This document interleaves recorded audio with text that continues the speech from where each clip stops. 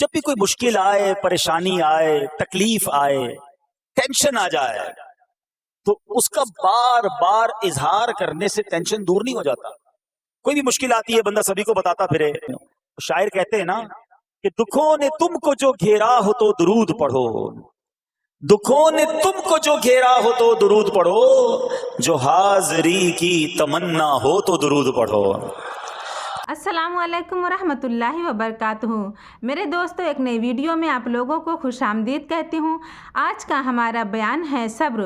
सब्र बहुत बड़ी ताकत है। जिसे सब्र करना आ जाता है वह हर मंजिल आसान कर लेता है, वह रास्ते की हर कठिनाइयों को आसान कर लेता है। अल्लाह ताला ने सब्र में ऐसी कुव्वत रखी है कि सब्र करने वालों के साथ अल्लाह होता है, और जिसके साथ अल्लाह हो जाए उसे कोई मुश्किल पेश नहीं आ सकती। जब हम पर कोई मुश्किल आ जाए, कोई परेशानियां आ जाए, जब हमें कोई रास्ता दिखाई ना दे, तो हमें अपने आका दो आलम सरवर कौनैन सल्लल्लाहु ताला अलैहि वसल्लम पर कसरत से दरूद पाक पढ़ना चाहिए। दरूद पाक पढ़ने से हमारी मुश्किलें आसान हो जाती हैं, हमारे रिस्क में कुशादगी आती है, हमारे दिल के अंदर सुकून महसूस होता है। दरूद पाक के सदके तुफ़ैल में अल्लाह ताला हमें दुनिया में भी और आखिरत में भी आफ़ियत वाली ज़िंदगी अता कर सकते हैं। तो हम आप लोगों को आज बहुत ही प्यारा वाक़या सुनाएंगे हज़रत सब्र अय्यूब अलैहिस्सलाम का। उनके सब्र का एक ऐसा वाक़या है जिसे सुनने के बाद आपकी आंखें नम हो जाएंगी। जब अल्लाह ताला अपने पैगंबर पर इतनी बड़ी आजमाइश ला सकते हैं तो हम तो उनके बंदे हैं, हमें भी मुश्किल हालात में सब्र का दामन नहीं छोड़ना चाहिए। तो आपसे गुजारिश है कि इस वीडियो को लास्ट तक जरूर देखिए। आइए वीडियो को शुरू करते हैं। आज मैं आपको अल्लाह के एक नबी का वाकया सुनाना चाहता हूं। ये वाकया कुरान मजीद में बहुत तफसील के साथ मौजूद है, और ये वाकया ऐसा है कि मैं उन नबी अलैहिस्सलातु वस्सलाम के अमल का नाम लूं तो नबी अलैहिस्सलातु वस्सलाम का नाम आपके ज़हन में खुद ही आ जाएगा। यानी उन्होंने वो अमल ऐसा किया कि अब उनके नाम के साथ वो अमल एक खास टैग बन गया है। और अगर मैं अब अमल बताता हूं, नाम आप खुद बताएंगे। और उनका अमल था कि उनके अंदर कमाल सब्र था। अब ये सब्र करने वाले नबी कौन हैं? सब्र अय्यूब अलैहिस्सलाम। मशहूर है दुनिया में कि अय्यूब अलैहिस्सलाम का जो सब्र है वो ज़रबुल मिसल बन गया, वो एग्जाम्पल बन गया। सब्र तो बहुत सारे लोगों ने दुनिया में किया, मुसीबतें तो बहुत सारे अल्लाह वालों पर आई, मगर हजरत अय्यूब अलैहिस्सलातु वस्सलाम को इस कदर कमाल का सब्र जो उनका था वो क्या वाकया है। तो आज मुश्किलें हैं, परेशानियां हैं, टेंशन हैं, लोग जब परेशान होते हैं तो सब्र का दामन थामने की बजाय नॉर्मली बेसब्री, शिकवे और शिकायत की तरफ जाते हैं। तो जिंदगी में जब भी कोई मामला आए ना, हमें अल्लाह के कलाम की तरफ रुजू करना चाहिए, अल्लाह वालों की सीरत की तरफ रुजू करना चाहिए। और रब्बे करीम के जो मुंतखब तरीन बंदे हैं, दुनिया के अफजल तरीन जो अफराद हैं, वो अंबिया किराम अलैहिमुस्सलातु वस्सलाम हैं। तो हमें जब भी कोई प्रॉब्लम आए, जब भी कोई मसला दरपेश हो, पहले देखिए अल्लाह वालों ने इस मौके पर क्या किया था, कुरान क्या कहता है, हदीस क्या कहती है, तो फिर जिंदगी में चीजें आसान हो जाती हैं।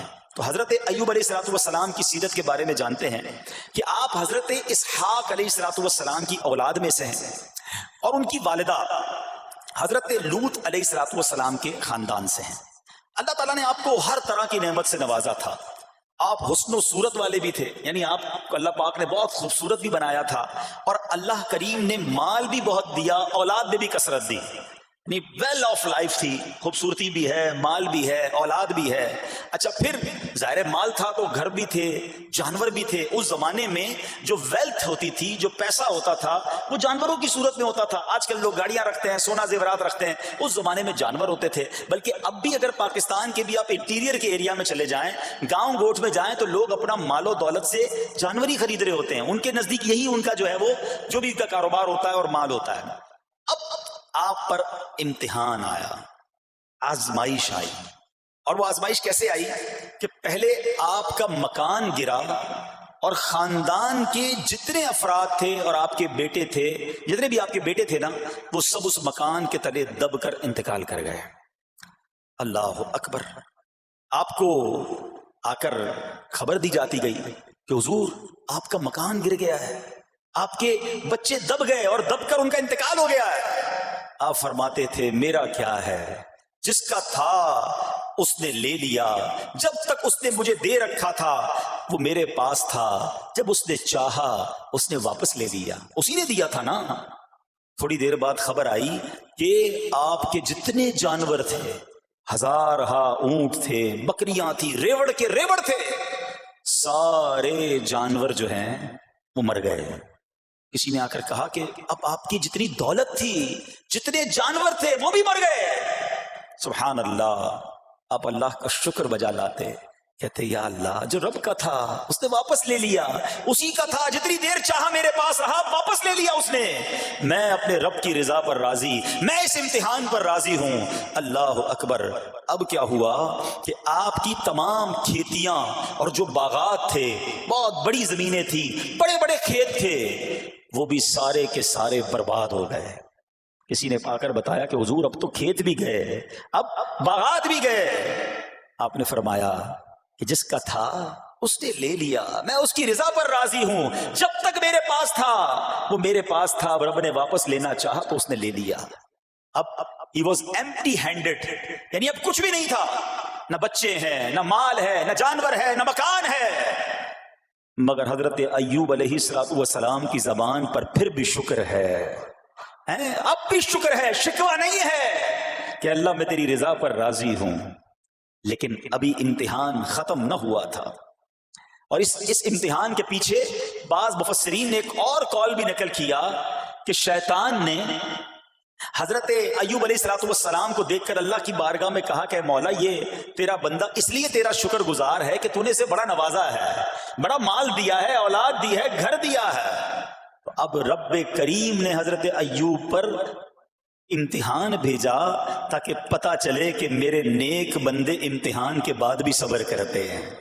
لیکن اب سب چلا گیا نا، تو شیطان نے کہا کہ ابھی جان تو باقی ہے نا، صحت تو باقی ہے۔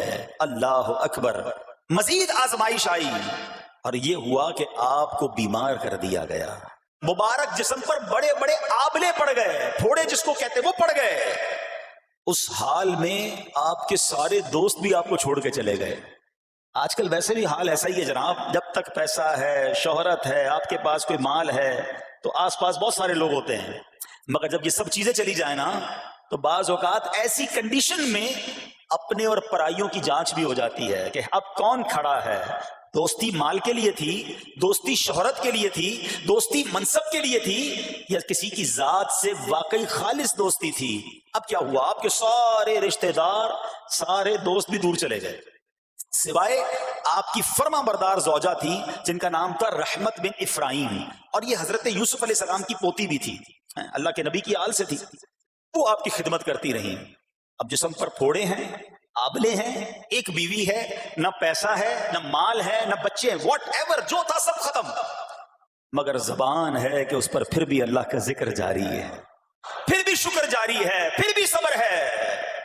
بات کرنا آسان ہے جناب، مشکل آئے اور صبر کرے بندہ، اصل امتحان یہ ہے۔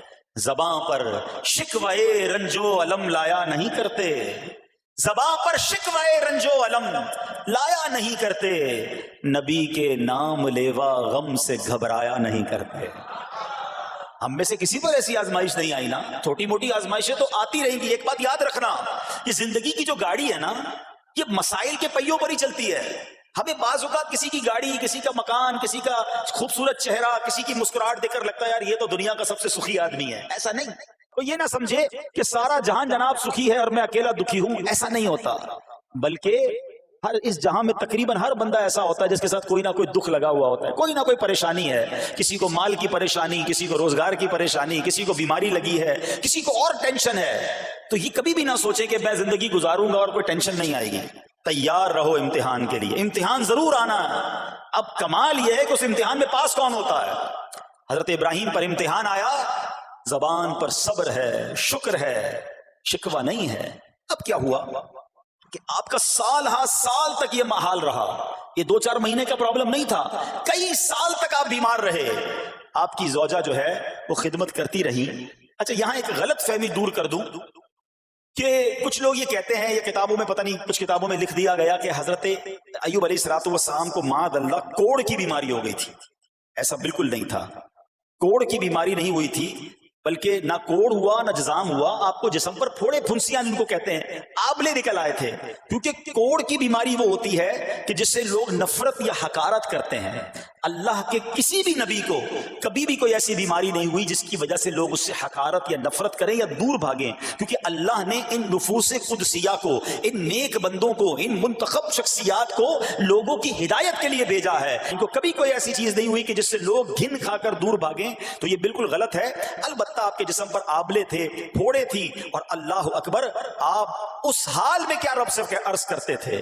آپ عرض کرتے تھے، قرآن میں یہ الفاظ موجود ہیں، انی مسنی الضر وانت ارحم الراحمین۔ ترجمہ کیا ہے؟ مجھے تکلیف پہنچی اور تو سب مہر والوں سے بڑھ کر مہر والا ہے، رحم کرنے والوں میں سب سے بڑھ کر رحم کرنے والا ہے۔ یعنی اللہ کی بارگاہ میں یہ عرض کرتے تھے، یا اللہ تکلیف پہنچی ہے، رحم تو نے کرنا ہے، تو ارحم الراحمین ہے۔